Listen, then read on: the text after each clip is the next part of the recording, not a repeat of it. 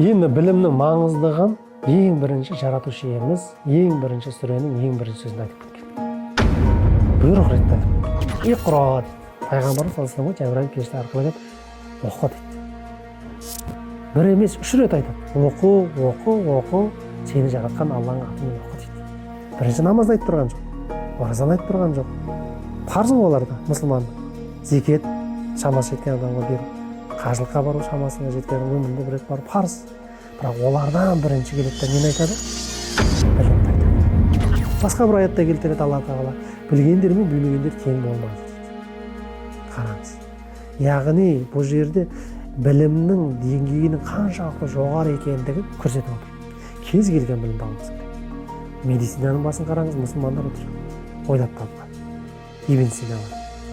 Алгебраның негізін қараңыз, Хорезми, философияның басында Әл-Фараби атамыз айтып отыр. Кез келген ғылыми қазіргі таңдағы жеткен жетістіктеріміздің көбінің басында мұсылмандар тұрғанын көруге болады. Орта ғасыр кезінде осыларды ойлап тапқан. Яғни бұл нені көрсетеді? Мұсылман адамның сауатты болуын көрсетеді. Жан-жақты ағартушылықпен айналысу керек екендігін көрсетеді. Өйткені сауатсыз ел ол ешқашан дамымайды.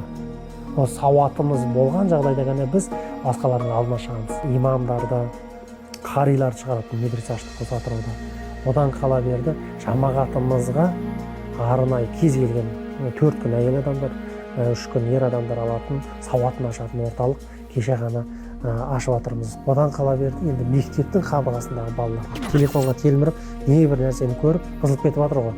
Сол бос уақытында ана жерде жатақханаларда жатып сауатын ашсын, қосымша тарихты білсін, алғыштарын білсін, діни білімдер алсын, шыққаннан кейін ол дәрігер болып кете ме, заңгер болып кете ме, өз таңдаған мамандығына кете барсын.